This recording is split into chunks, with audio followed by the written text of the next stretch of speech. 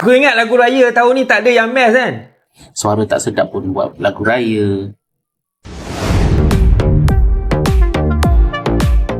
Ya, sebagaimana video kami sebelumnya, di negara tetangga saat ini sedang berlomba-lomba membuat lagu-lagu hari raya. Dalam suatu postingan media sebelah di Facebook, mengatakan bahwa tahun ini pecah rekor lagu hari raya terbanyak yaitu sebanyak 200 lagu. Dan jika kita mencari di media sosial, cuplikan-cuplikan lagu hari raya di sebelah memang sangat berjubel. Namun dari sekian banyak lagu-lagu hari raya yang dikeluarkan oleh warga negara tetangga ini, di laman chart musik Malaysia, malah yang nangkring di posisi atas adalah lagu-lagu dari Indonesia. Misalnya di Spotify 50 teratas Malaysia pada kondisi 8 Maret, ada lagu-lagu dari Nadif Basalamah seperti lagu Kota Ini Tak Sama Tanpamu, lagu Bergema Sampai Selamanya dan Penjaga Hati. Kemudian lagu Bahagia Lagi dari Picture Cottage juga berada di posisi ketiga. Selanjutnya ada lagu Sedia Aku Sebelum Hujan dari Id Gitaf, kemudian ada lagu So Asu dari Naikila. Dan masih ada beberapa lagu lain dari Indonesia yang nangkring di 50 teratas Spotify Malaysia.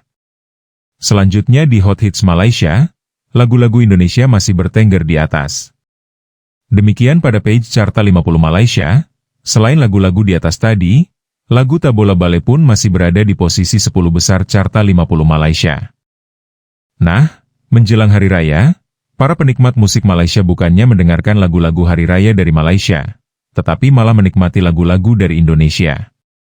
Sehingga meskipun di sebelah menjamur dengan lagu-lagu Hari Raya, hal ini jelas membuktikan kualitas musik Indonesia memang berbeda dengan negara tetangga ini. Dan di musim Hari Raya seperti ini, para musisi ataupun selebgram Indonesia tidak asal-asalan mengikuti tren, ataupun ramai-ramai membuat lagu dengan tema yang sama, karena hal tersebut akan membuat penikmat musik bingung untuk memilih lagu yang mana sebagai penghibur di kala Hari Raya. Apalagi lagu-lagu Hari Raya sifatnya musiman atau hanya sesaat, dan hanya lagu-lagu berkualitas yang diterima oleh penikmat musik dan bisa menjadi evergreen. Lalu ketika ramai-ramai orang sebelah membuat lagu Hari Raya dari yang berkualitas hingga berstandar asal-asalan, yang ada bukan menuai simpati tapi malah kritikan. Tiap kali Ramadan sama je lah, kecoh. Kecoh pasal lagu raya. Artis, influencer. Artis aku faham. Influencer, aku tak faham lah. Mungkin untuk kenangan ataupun kepuasan diri lah masing-masing nak keluarkan lagu raya. Macam itu, first day puasa dah ada lagu raya kan. Influencer keluar kan. Dah upload kat YouTube. Sekali dapat kecaman. Dislike lagi banyak daripada like. Turunkan video tu. Buat permohonan maaf kenyataan media. Cakap nak edit. Nak betulkan video tu. Mungkin dalam video tu ada unsur-unsur yang tak apa-apa sesuai dengan agama, dengan budaya kita. Nanti upload balik. Tak payah. Dia bukan masalah video tu. Lagu tu memang hauk. Lagu tu hauk. Bukan masalah muzik video tu. Bagi aku tak payah upload lah. Simpan buat kenangan lah. Lagipun dia dah ada lagu terlepas. Pakai yang terlepas je lah. Yang ni buat kenangan sebagai salah satu titik hitam dalam hidup. Lagu tu memang hauk.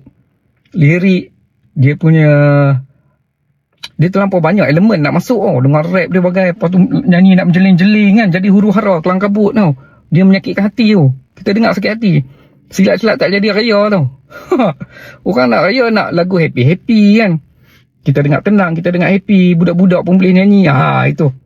Berita terpaling tergempar, rakyat Malaysia kini sedang dibanjiri dengan satu fenomena baru iaitu fenomena lagu raya baru. Tidak kira artis lama, artis baru ataupun influencer, masing-masing ingin menunjukkan versi masing-masing. Ada lagu yang rancak sampai rasa nak joget dalam dapur. Ada juga lagu raya yang ada vibe-vibe raya Cina. Ada lagu yang liriknya sampai cicak pun terpanggil. Pemerhati media sosial melaporkan tahun ini jumlah lagu raya meningkat secara drastik. Ada yang bersuara merdu, ada yang suara berani dan ada yang suaranya membuatkan kita tertanya-tanya. Lagu raya ke ni? Sebenarnya kan, aku tengok orang berlumba-lumba buat lagu raya, tahu tak sebab apa? Aku tengok ramai tu orang merentan. Kenapa buat lagu raya? Kenapa ramai sangat tahun ni buat lagu raya? Suara tak sedap pun buat lagu raya. Sebenarnya, orang-orang yang buat lagu raya ni, kalau kau tengok kebanyakannya influencer ni kan, sebenarnya diorang nak kekal relevan, nak ada konten, nak suruh orang bercakap pasal mereka. So ya, sebenarnya dia punya objektif dah tercapai dah pun. Kecoh juga Sehari Dua ni tentang lirik lagu, salah satu daripada lagu raya yang contemporary lah ni lah kan, yang fun-fun sikit, yang terkejut-terkejut raya tu kan. Sebab dalam dia dikatakan ada perkataan-perkataan yang tak elok, yang tak sesuai dengan tema hari raya. Jadi saya nak mengambil kesempatan ni untuk pesan kepada komposer-komposer lagu, pencipta-pencipta lagu, bahkan penyanyi-penyanyi supaya mengambil berat sikit tentang lagu-lagu yang berkaitan dengan hari raya, sama ada Aidilfitri ataupun Aidil Adha. Sebab di sisi kita orang Islam, Hari Raya Aidilfitri dan Hari Aidil Adha ini merupakan hari yang ada kaitan dengan agama kita. Dia merupakan hari perayaan Islam. Dia hari ibadat. Maka bila dikaitkan dengan agama, dikaitkan dengan ibadat, maka sepatutnya kita mengambil berat juga tentang apa yang nak kita masukkan dalam lagu-lagu yang berkaitan dengan hari raya. Kalau kita tengok lagu-lagu dulu-dulu, tak ada lah yang merepek-merepek, melainkan ada doa-doa dimasukkan ataupun hubungan kekeluargaan, ibu ayah dan sebagainya. Jarang sangat kita nak jumpa dengan perkataan-perkataan yang lima-lima yang tak elok yang ada dalam lagu-lagu yang berkaitan dengan hari raya. Jadi ambillah pengajaran, kalau nak dibuat lagu-lagu raya, ingat bahawa hari raya merupakan hari perayaan agama kita, agama Islam yang ada kesuciannya, yang ada kemuliaannya, yang perlu kita titik beratkan. Nah, walaupun demikian ada juga lagu-lagu hari raya sebelah yang nongol di Spotify Malaysia. Misalnya lagu dari Aisyah Retno dan Siti Nurhalizah. Dan diketahui memang di negara tetangga, dalam beberapa tahun menjelang Ramadan dan Hari Raya, ramai-ramai orang memproduksi lagu-lagu hari raya.